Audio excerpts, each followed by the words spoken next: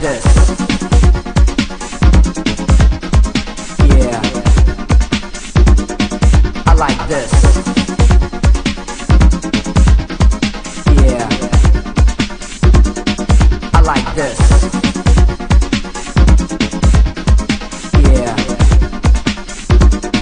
I like this.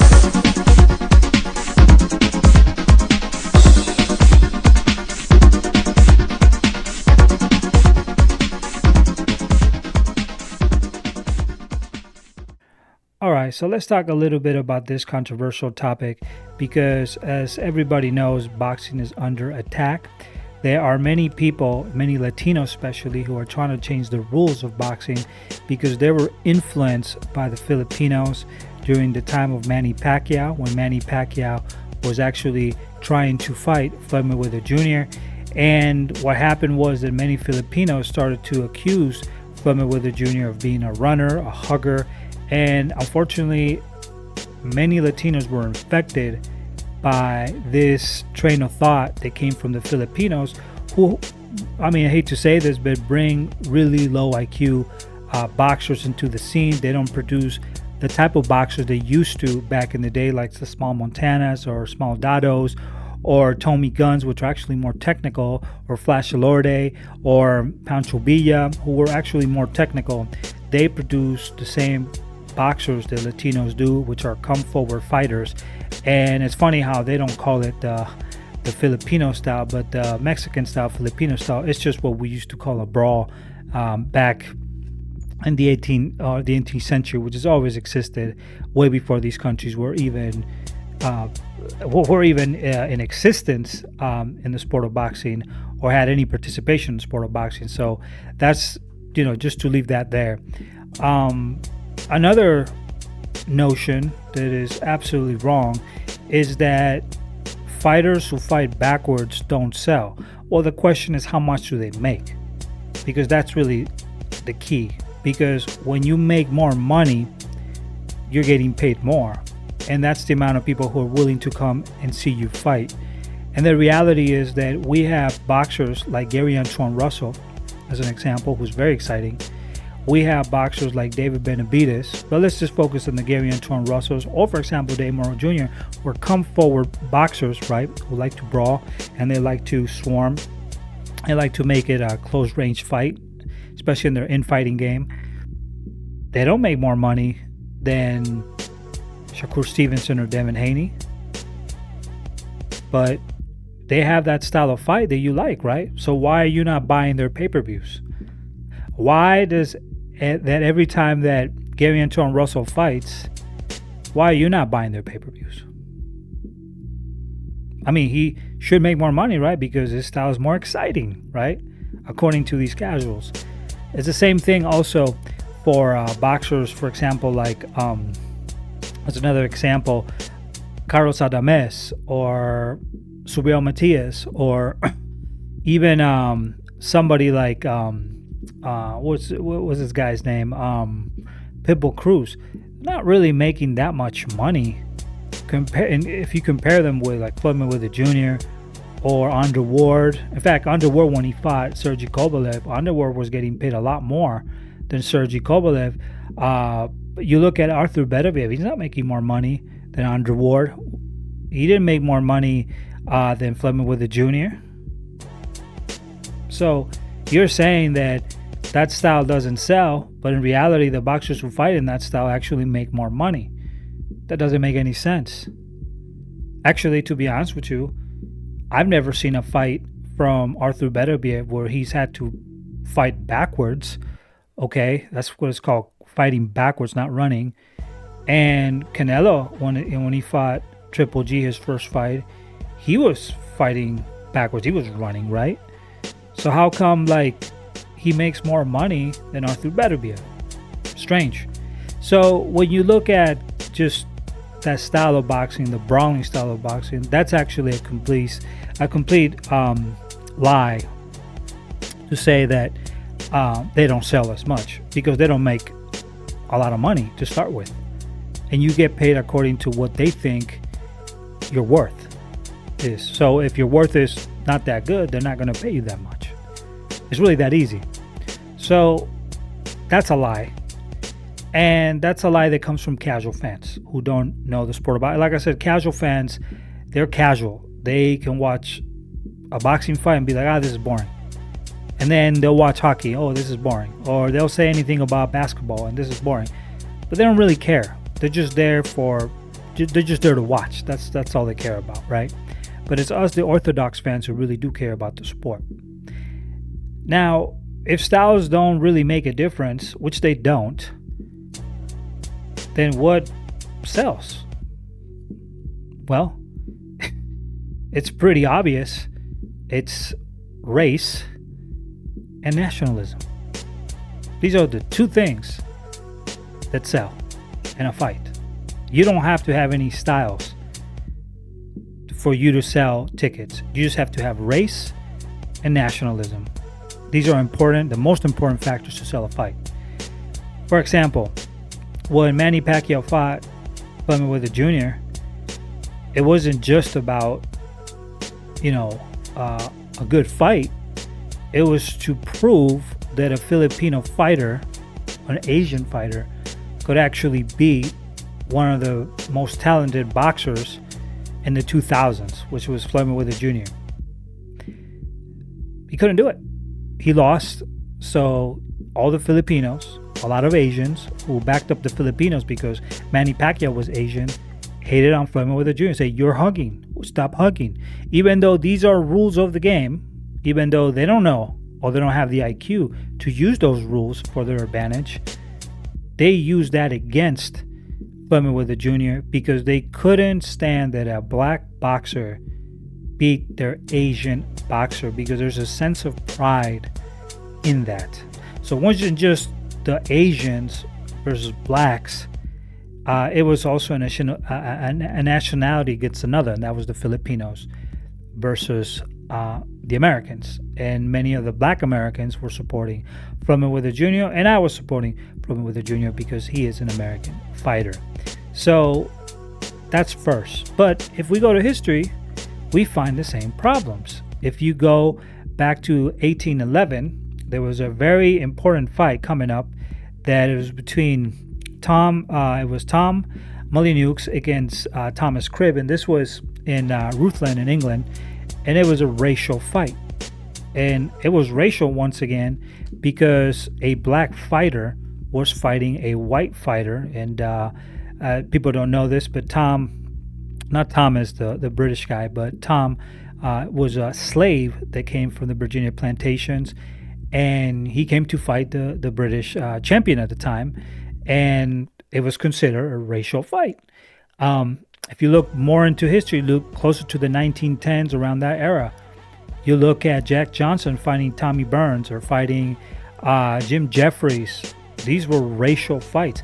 In fact, at some point, they didn't want to fight boxers like Sam Langford, which was a Canadian boxer, because it was racially motivated. They didn't want to fight, and there was racism involved in this because they didn't want to lose against a black fighter. That's when they fought, it was considered like fight of the century because it was a black fighter against a white fighter.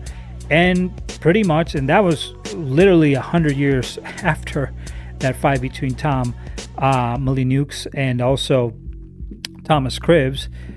Jack Johnson, like I said, had the same issue. Sam Langford, Sang McBay, they had a hard time actually fighting white fighters because many of them just didn't want to step up and fight against them. Now, Harry Gribb did.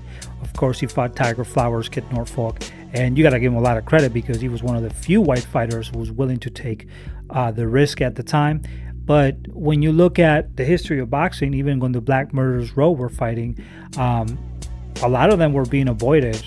Was it because they were white and gray fighters? No. It's because they were black and actually really good and technical, and they had to fight each other in order to get a chance for a world title that they were never given, right? And that was unfortunate. You know, you had Groko Kid, you had boxers like Elmer Ray, you had boxers like Charlie Burley, who, you know, he never had a chance to fight for a world title.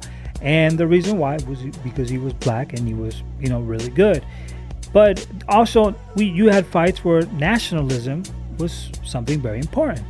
For example, Joe Louis was treated like shit in America because it was racial.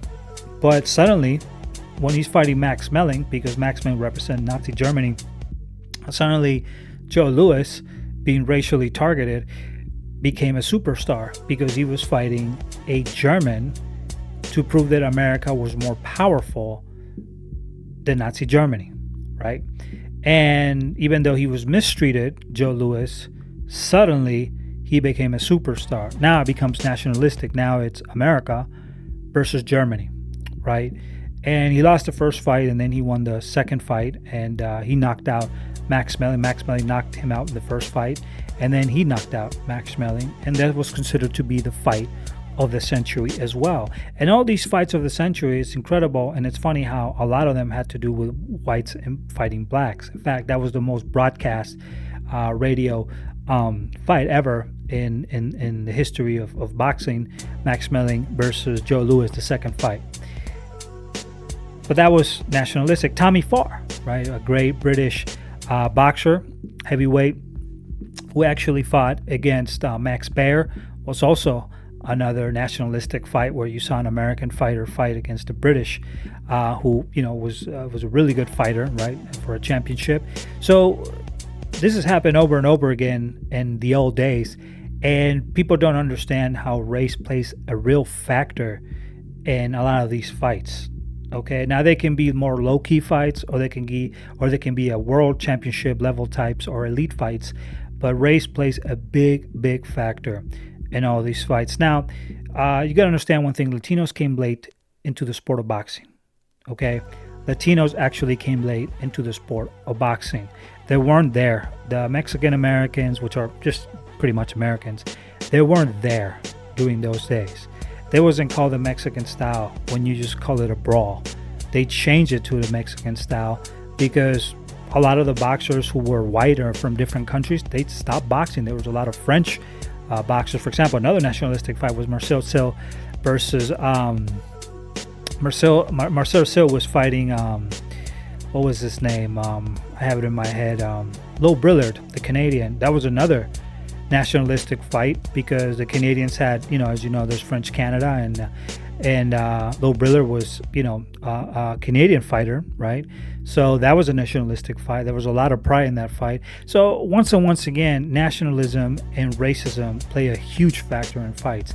Now, Latinos, like I said, they don't understand because they're the newest in the game. Their ascent into boxing was also because there was the descent of boxers after the 50s who stopped developing talents because they started becoming more wealthy. World War II and World War I started to, people started recovering from World War I and World War II, and also from the Great Depression. And there was no need to box anymore because it was a quick way to make money back in the day. And a lot of them just stopped boxing, right? And Latinos started to come up more. The WBA, the WBC started to migrate to different countries, and that's where they set up their organizations, like in Panama or Puerto Rico or Mexico. But really, those countries had more need for money than in the United States, especially in the booming 50s. So things started to change, and then that's when we started seeing more Latino champions. You had Manuel Ortiz and other champions during the time, from America. Or you have, for example, Juan Zurita was the National Boxing Association champion in the beginning of the century. But things started to change, where you started seeing more Mexicans winning titles or Latinos winning titles as well. Cubans started to, the Cubans, were kind of trapped because of the Fidel Castro issue, especially when during the 60s, during the Cold War, because they were considered an enemy of America. But they were also to some extent discriminated as well. And when Cubans fought, they were in if you look at a lot of the newspapers and the clips, they always used to say the black fighter. Instead of saying the Cuban fighter, they would say the black fighter. Just when a black fighter used to fight, they used to call him a black fighter, even in Spanish, in the Spanish language too. So it was really racial. It's always been racial. Okay. Now, listen. no matter what Devin Haney does, he's gonna sell for one reason. Because Latinos hate him. That's the reason why. Okay? Latinos, boxing is a sport where there's a lot of pride contained.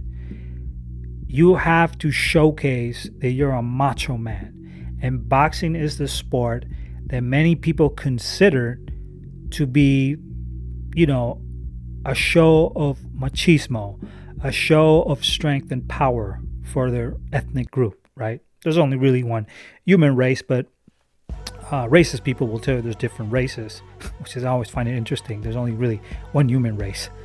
But Devin Haney will always sell fights. Shakur Stevenson will always sell fights. And the reason is because they don't have to fight anyway. They could fight backwards, they could come forwards. They will always find a way to criticize him. And the reality is that blacks will never like the Latinos because Latinos don't like blacks. And there is a fight or a war that most people don't want to admit. Okay? The sad part is that when a Canelo Alvarez comes up in the ranks, or Ryan Garcia, which literally didn't do anything. I mean, literally Canelo, his whole career was planned by Oscar de la Hoya, who saw him as a white fighter from Mexico who looks like Irish. And they saw that he was a good boy. And, they said, we can promote this guy and try to sell the American white fans, even though most American white fans, I'm talking Americans, who are not Latinos, consider any Latino as Mexicans. They don't give a shit. They consider them inferior, or they're indigenous. They don't consider them white. But it was an attempt to try to bring up that white superstar like a Jack Dempsey back in the day, right? Who avoided black fighters. They wanted to bring that caliber of fighter back again, to overhype them so people would sell and people would buy tickets. They could sell tickets and people would buy them, right? And you had this commercial fighter called Canelo Alvarez, who could duck anybody he wanted. He could duck a black fighter like Demetrius Andrade, who was a great American talent. He could duck David Benavidez, who was another great American talent. And even though he was ducking fighters, just like Jack Dempsey did during his time with black fighters, he was given a pass. Nobody really criticized them. And many of the Latinos who consider themselves white and not actually indigenous would back up a fighter like Canelo Alvarez. Same with Ryan Garcia. Ryan Garcia didn't really do anything. He didn't do anything. I mean, if you want to see Alberto Puello, for example, who's an exciting fighter, or for example, you look at Gary Antoine Russell, who are also exciting, in my opinion, super exciting fighters. Latinos are not buying pay-per-views from them, but they say that styles make fights, right? And they say that, if you fight a certain way, well, you're boring and I don't want to see it. Well, you're not even buying these pay-per-views because you're a casual and you're only buying it because you want to see your race win. And that's it. It's racism, right? And there's even racism within the Latino community, because I've experienced that, firsthand myself, okay? A lot of people want to be considered white. Many people who are outside from the United States don't understand that, but in America we understand it. It can be a Latino, it can be a black person, it can be an Asian person. A lot of them somehow want to become like more whiter because they believe it's more beautiful, which I think everything is beautiful in the hands of God. I don't have to worry about any of that shit. But anyway, that's the truth. When you look at any criticism against black fighters, they always want to put them down. And I think that, sad to say, in America, most Latinos are racist against blacks, and they don't look at it as nationalism anymore. For example, Canelo is a Mexican fighter, and he ducked David Benavidez, which is an American fighter, and also Demetrius Andrade, which are American born and bred fighters. Gets a pass. But you say that Demetrius Andrade doesn't sell because he's boring. Well, Mayweather Jr. sold more than Canelo Alvarez. You say that David Benavidez is, a weight bully, even though Canelo's in his weight class, and he just wants money from Canelo. Well, who doesn't want money? I mean, any good fight. I mean, that's just pretty stupid, right, to think otherwise. But it's interesting how they will back up a white Latino fighter over who's from Mexico, a real Mexican, over an actual American fighters who were born and bred in the United States. So not only is that racist, but in my opinion, they're even betraying the fact that they're American fighters because they're not born in America. Many of these Latinos, I understand if a Mexican person is rooting for Canelo Alvarez, that makes 100% sense. But somebody born and bred here cheering for somebody from a different country, I mean, you're kind of a fucking traitor, to be honest with you. And honestly, you should go back. You should go back to your roots, but you won't do it. So why wave the Mexican flag here when you don't like America, right? Because I will never go to Mexico and wave the Mexican flag if I'm a Mexican citizen. I would never do that. I would never go to Russia and wave the American flag if I'm Russian. Even if my ancestors came from there, I'm not from there. I don't celebrate roots that I don't celebrate roots that don't exist. I'm not from there. That's the reality. But they want to blame it on the style of boxing, when in reality they're just being racist and betraying their nation as well, which, happens a lot nowadays. There's no loyalty anymore. So boxing is about race and nationality.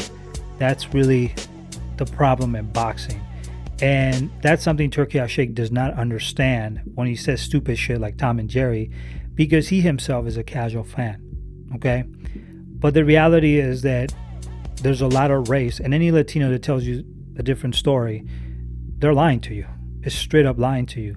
But it's interesting how Oscar de la Hoya has made more money from the Ryan Garcias and also from the Canelo Alvarez than he's done with other more indigenous looking fighters. That's the truth. So, yeah, you got that understanding wrong. You got the understanding wrong when it comes down to what sells in a fight. It's always race. And that's what really sells in the end. If Jose Ramirez were to fight Gary Antoine Russell, it would literally be the Latinos against the blacks. If Usyk fought, for example, Andy Ruiz, it will be Latinos against or Mexicans, or wannabe Mexicans, because if you're born in America, you're not a Mexican, you're an American, against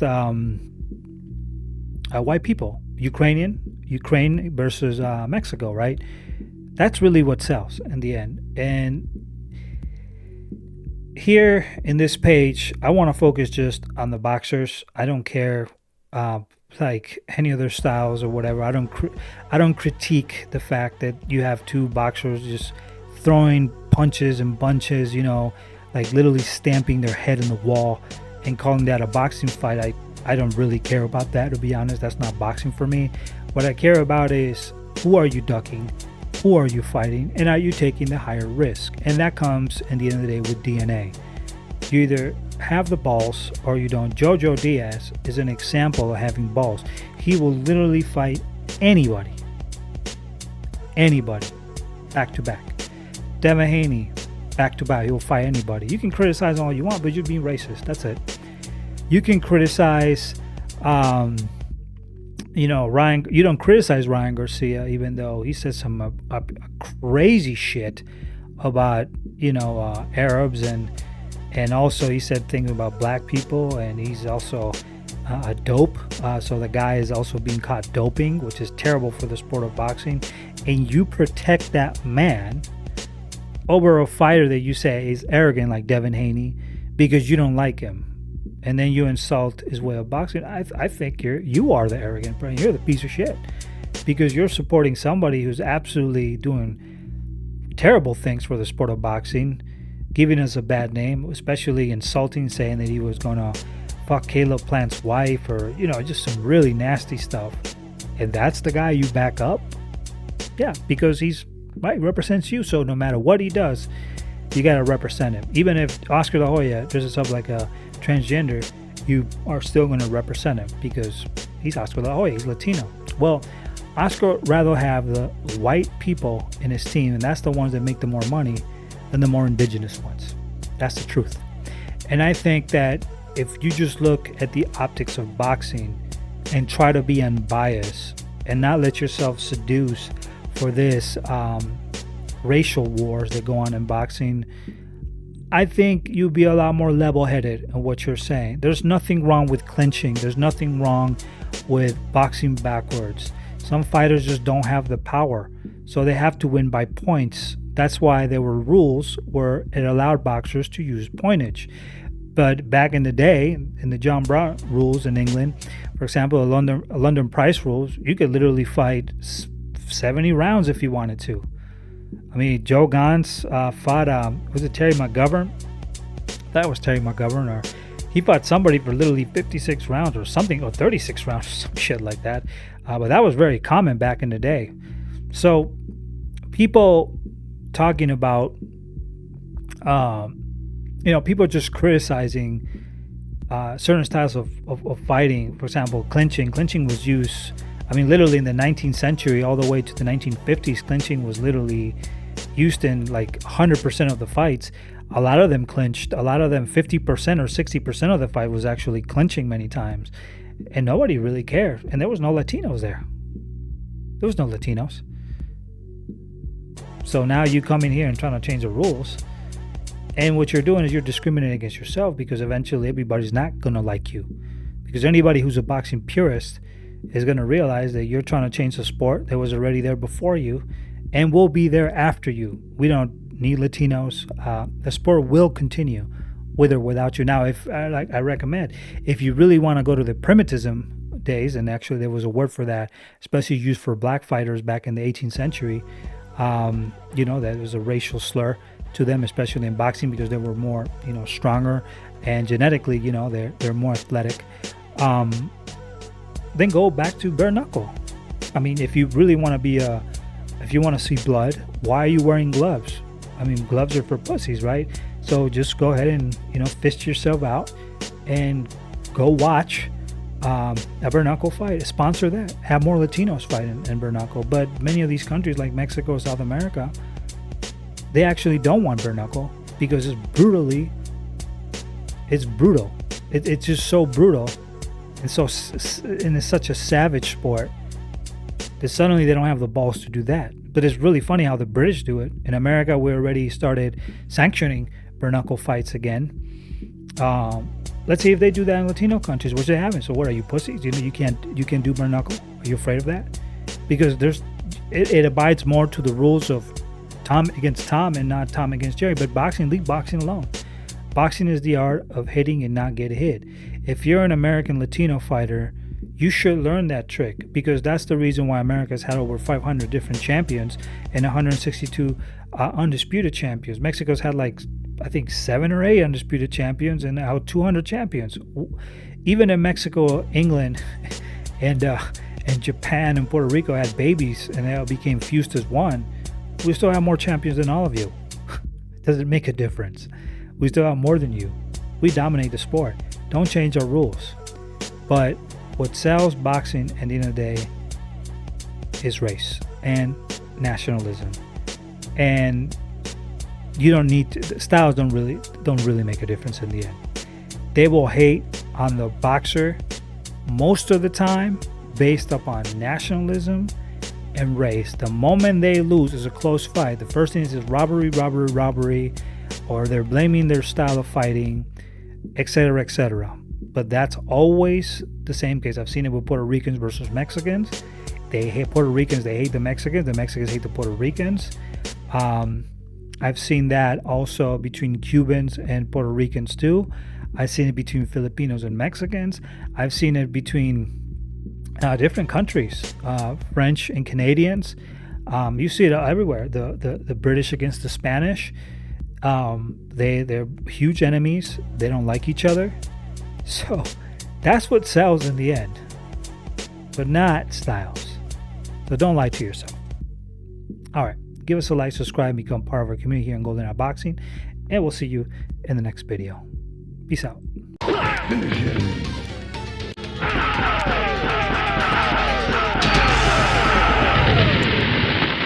Night Wolf wins.